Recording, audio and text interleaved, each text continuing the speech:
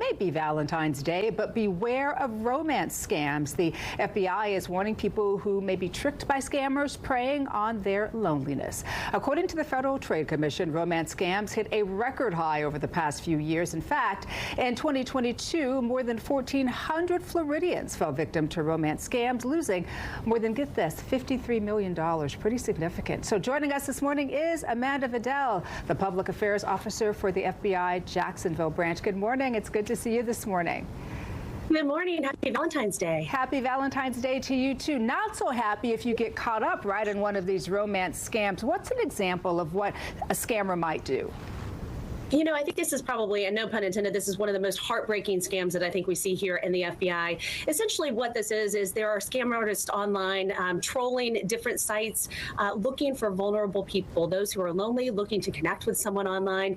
And they spend not just days and weeks developing relationships with them, but sometimes months and years developing the trust of their victims. And eventually they will ask for money or favors from their victims. And these victims, they do it. They believe that they are connecting with someone who truly cares about them, but at the end of the day, this story is not real and they're just being taken advantage of. One of the things that sticks out to me is this is not a scam that targets the elderly, right? Because we talk a lot about scams that target the elderly because they're more vulnerable and that kind of thing. These scams can target anybody, and even people who are very smart and fairly savvy. Sure, absolutely. We see seniors targeted often because they have time to connect with people online and they also have some assets. But we certainly see all across every demographic people being targeted. And it really has to do with how much personal information you're putting out there about yourself. If you're talking about your assets, if you're talking about vacationing, if you're talking about being lonely, then these scam artists are going to try to take advantage of you. You are the perfect person for them to target. And it's really, again, just be careful what you post online. You can always research the person that you're connecting with by doing even a reverse image search on Google to see if those pictures have been used somewhere else. Be sure that you're asking a lot of questions. Don't be afraid to test them, to quiz them, to try to get information from them as well.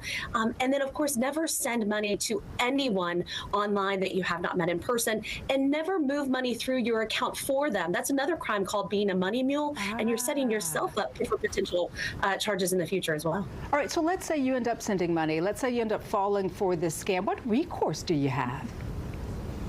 Well, the sooner that you report it, the better off, right? So if you report it to the FBI, there are a lot of times within 24 hours that we can work with your financial institutions to try to have some of those transactions reversed. But if you've given them things like cryptocurrency, which is encrypted, or any sort of gift card payment that way, then that money is very, very difficult, if possible at all, to get back into your accounts. I think what's important here is to have a trusted person on your team to ask questions to if you're targeted. So if someone reaches out to you with these stories, make sure you've got someone that you can talk to about the stories that you've been told, and they can help you really think about what's happening and the story that you've been told before you act on it. They want you to move quickly. They don't want to give you time to think and connect with your loved ones so that they can make sure that you're safe. So that's a great point. So very quickly before we let you go, because it really is an emotional thing, because they are preying on your emotions because you are feeling lonely and vulnerable, right? So can you wrap up some best practices in order to not let your emotion overtake your better judgment? Yeah, again, I think one, having someone on your team that you can talk to. We encourage people that work with vulnerable populations to be familiar with this type of scam also. And really, again, making sure that you're connected with your financial institutions, that you're checking your accounts, not just monthly or quarterly, but that you have that you stay on top of them. If you've transferred any money, make sure that you report that to law enforcement as soon as possible. You can report it to the Federal Trade Commission, the FBI.